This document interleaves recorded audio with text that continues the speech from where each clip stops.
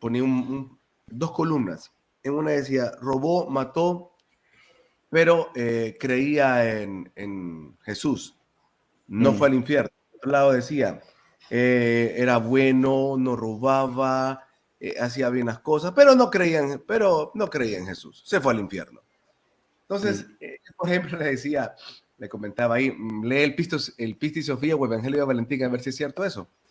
El punto para empezar es entender que Yeshua, ¿sí? Joshua, o si le quieren llamar Jesús, no tenía ningún interés en crear ningún tipo de religión. Él venía con unas ideas bastante claras y se encontraba dentro de la cultura judía con el problema del radicalismo religioso que tiene la tradición judaica, ¿no? La tradición judía. Podríamos decir que los hebreos, en especial el pueblo de Israel desde la antigüedad, tenía la característica de cuando se trataba de cuestión religiosa eran bastante tercos, pragmáticos, esquemáticos. Y bueno, podemos ver esas características en muchas religiones, ¿no? Y esa es una de Que las cosas, con este perdona, concepto, está escrito y no salen de lo que está escrito, ¿no? ¿El qué? y eso es una de las cosas que yo quisiera también preguntarte a la par de esto, para que vayas desarrollándolo paralelo. Es que también hay muchas corrientes eh, cabalistas y algunos judeos mesiánicos que dicen, sí, Jesús vino, o sea, Jesús era judío, caminó como judío, respetaba la ley, respetaba la Torá. Entonces la pregunta es, ok, Jesús no vino a fundar ninguna religión, pero Jesús también vino a seguir el judaísmo, o hay algo que diferenciado practicaba realmente los preceptos como la mayoría divulga, era un rebelde de la Torá como tal.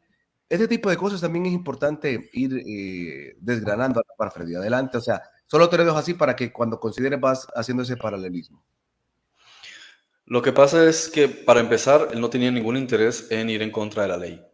Y cuando hablamos de la ley, hay que entender que estamos hablando en estricto rigor ley. Quien no sabe lo que es una ley, que se mete a internet y mire etimología ley, para que vea de qué es la ley. No tiene nada que ver con una cuestión cultural o las interpretaciones que la cultura israelita y posteriormente, concretamente, ramas del judaísmo hayan interpretado como ley.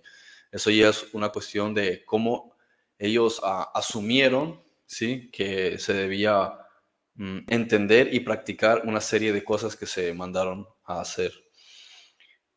Primero estaba la ley, que es ley en sí, busque cualquiera que es la ley natural, derecho natural, y después, lógico, los 10 mandamientos, y después está lo que son una serie de regulaciones relativas a la administración de un país, de una nación, que en el interín contenían una serie de elementos que están relacionados con el subconsciente y el comportamiento humano.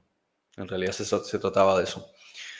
Entonces, Yeshua no tenía ningún interés, Jesús no tenía ningún interés en entrar en contradicción con la ley, porque Dios es la ley, y eso lo puedes buscar. Si buscas cualquier libro de derecho, desde el principio van a empezar a mencionar a Dios, y no tiene nada que ver con religión. ¿Por qué? Porque si no fuese por Dios no existiría el derecho entre los seres humanos, ¿no?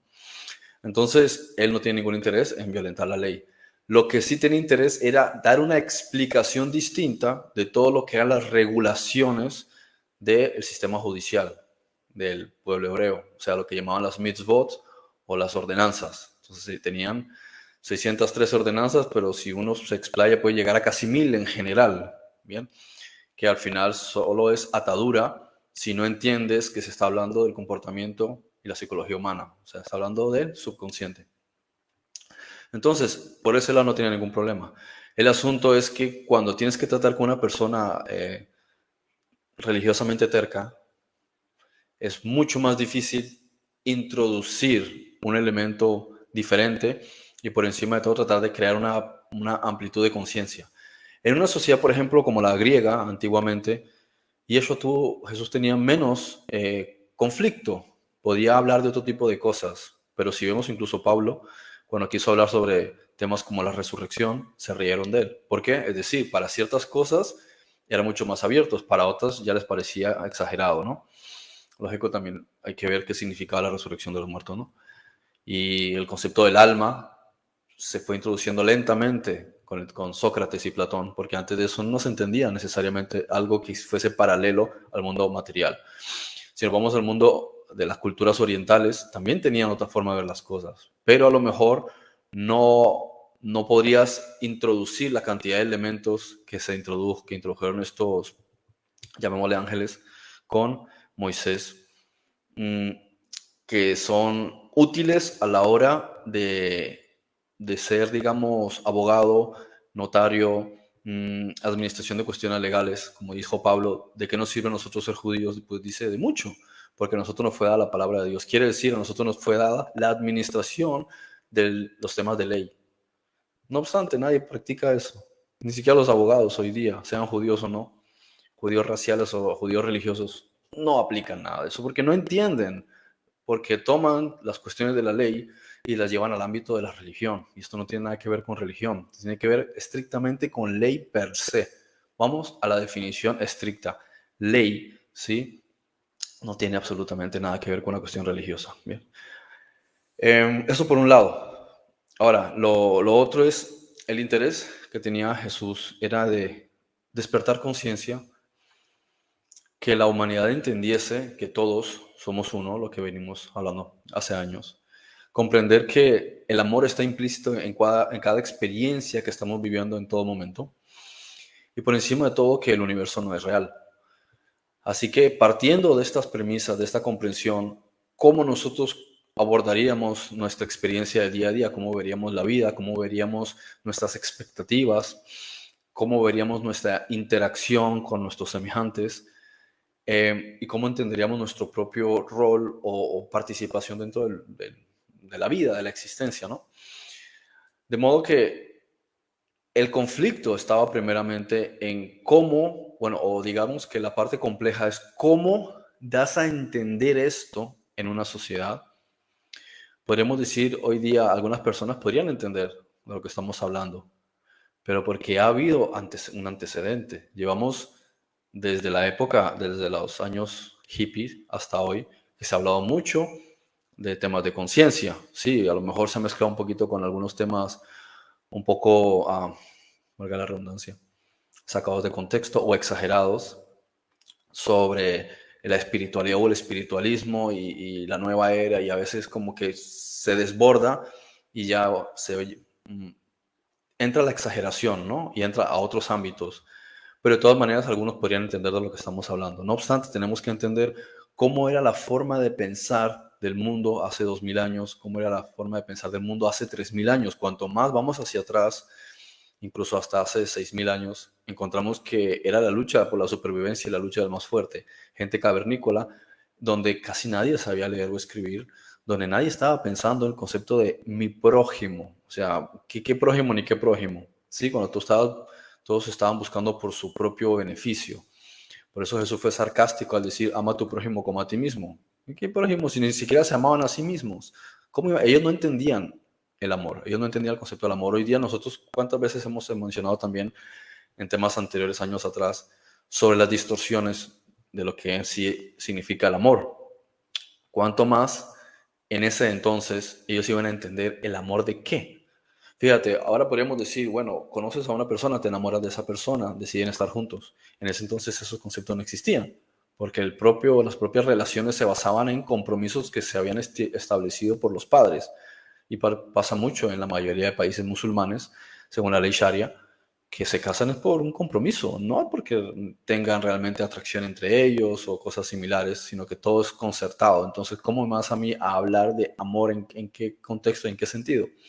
Lo mismo cuando en países como de cultura hindú, donde existen estas diferencias tan grandes entre estatus sociales y se suma a la idiosincrasia de su propia creencia o su ideología social, de que tú estás viviendo las experiencias que son resultado de lo que has hecho en vidas anteriores. Entonces, ¿dónde está la empatía? ¿Dónde está la misericordia? ¿Dónde está el perdón? Por eso Jesús se desvió de ese tema cuando le preguntaban sobre vidas anteriores en ciertos casos. ¿Por qué? porque se va a prestar para asumir que una persona vive lo que se merece. Toma, estás viviendo eso, pues te lo mereces. Pero entonces, ¿dónde está la misericordia? Entonces, volvemos a ese punto, ¿no? De cómo Jesús podía introducir lo que quería decir entre los seguidores. Entonces, él empezó con este concepto que llamamos hermetismo, que es tratar de analizar a cada persona de forma separada y ver cómo cada uno asimila lo que él está tratando de dar a entender. Según algunos, por ejemplo, en el caso de los trabajos de Gary Renard, personas como Andrés, Esteban, María Magdalena, um, Tomás, Tadeo, ya conocían a Yeshua, a Jesús de adolescentes, ¿no? Y habían compartido algunos viajes con él. Si es cierto, podríamos encontrar que tiene sentido porque ellos tenían una forma de ver las cosas un tanto más amplias y aún así había cosas que no entendían y según ellos mismos tampoco no entendían completamente el propio significado de por qué Yeshua decidió que lo crucificaran, ¿no? Entonces, tenemos que ir viendo que ellos mismos, si nos vamos a una jerarquía, ¿no? Y buscamos que en la cima, en las personas que estaban más cercanas a él podían entender mejor su mensaje, más o menos estas 6 personas estaban más afines a lo que él estaba explicando. Aún con todo, no terminaron de entender el trasfondo de lo que llamamos la crucifixión, sino días y semanas más tarde que empezaron a atar cabos, ¿sí? Y cuando él ya no estaba con ellos, cuando ya se fueron a otros lugares, a París, a la India, a Irak, empezaron a comprender qué era realmente lo que había detrás de todo esto. Ahora, el principal problema, y ahí ya te doy lugar por si tú quieres hacer algún énfasis, fue que Kefa, Pedro, que es un representante importante, tenía su propia visión de las cosas. Otro representante, que es uno de los hermanos de Jesús, porque también hay que considerar que los hermanos de sangre de Jesús, de Yeshua, fueron muy importantes porque fueron considerados los cabezas, en realidad, al principio del movimiento Notzri, como se le llama en hebreo, o de los nazarenos, porque ellos de hecho tenían su propia sinagoga en Jerusalén. Y entre ellos estaba Jacob. De hecho, Jesús les dijo, cuando yo me haya ido, vayan donde Jacob. Él va a ser quien se va a encargar de continuar con el trabajo que yo he empezado. Siendo que Jacob, Shimon, Judah y, bueno, creo que Joseph, que eran los 4 hermanos que él tenía, no tenían ningún interés en lo que Yeshua estaba haciendo al principio. Sabían que él tenía capacidades especiales, pero ellos eran mayores de edad, o sea, mayores que él en edad. Entonces, dentro de la cultura judía, lógico, los que son mayores en edad son los que tienen preponderancia. Lo hemos visto a lo largo de la historia, el concepto del primogénito y demás. Y eso era como el quinto, y después había otras hermanas, ¿no? Entonces, no había digamos, una premisa que les diese a entender que tenía que ser alguien necesariamente especial. Era como, sí, hace cosas raras, pero mamá cree que él es el Mesías, pero él no está haciendo nada relacionado con el Mesías. Entonces, ellos mismos tampoco entendían de qué se trataba. Es a partir de las apariciones que él tiene, porque él, una de las veces que se aparece después de la crucifixión, como 2 semanas después, se le aparece personalmente a Jacob, a su hermano, a su hermanastro. Y él empieza a enfatizar muchas cosas y le dice, es importante que continúes el trabajo que yo estoy haciendo, pero es que diría, yo soy el menos entendido, yo no fui discípulo tuyo, ¿sí? Ellos no fueron discípulos, los hermanos de Jesús no fueron discípulos, sino que empezaron a atar cabos y a tener su propia perspectiva. Entonces, una de las cosas interesantes es que Pedro, pese a que se le da mucha importancia y que la Iglesia Católica lo ha querido coger como eje, porque fue el primer padre de la Iglesia Católica y no fue así, ¿bien? Él en realidad era de las personas más perdidas, estaba supremamente perdido, no se enteraba de nada. Bien, con las décadas es que él más o menos empieza a atar cabos y se centraba mayormente en entender el concepto del amor, ¿sí? Pero más allá del concepto de la conciencia todavía no estaban para entenderlo, por lo menos no en esa encarnación. Quien, digamos, que pudo tener una orientación un poco más objetiva, aunque no orientada desde el amor, fue Jacobo, sí, el hermano de Jesús, que de hecho lo asesinaron en un cambio de gobierno en el año 61, no me acuerdo, ahora o el año 50 y algo, bueno, y se puso en su lugar su otro hermano, Shimon. Pero Jacob, orientó las cosas desde el punto de vista de Moisés, pero no siguiendo con las pautas anteriores, sino tratando de orientar en el sentido estricto de la ley. Es decir, el derecho es de lo que estamos hablando. Él no entendía el aspecto espiritual, pero entendía el concepto del derecho, que es el no agredas a otra persona, porque su derecho es que se respete su identidad. La justicia es que si tú has agredido a otra persona, pues tú tienes que compensarle. En esto se basa toda la ley, el derecho y los profetas y todo, como dijo el rabino Hillel. Pero hay otro personaje, ¿sí? Como yo te doy la palabra, que es Shaulo, ¿sí? Que es de Tarso, bajó en algún momento de Tarso y estudió con Gamaliel en Jerusalén. Él tenía una visión muy, muy judaica de la corte del, ¿cómo se dice?, del fariseísmo. Y él toma todos estos elementos. ¿Por qué él se puso en contra de los seguidores de Yeshua? Porque no encontraba ninguna correlación y aparte era muy celoso de lo que era la tradición. Por eso encontramos en los llamados evangelios, en estas biografías, que mencionan muchas veces la palabra tradición. No dicen religión, sino tradición. O sea, hay una cosa que es la tradición social. Yo he visto ateos que celebran Navidades. ¿Por qué? Porque se supone que son ateos, pero siguen una tradición.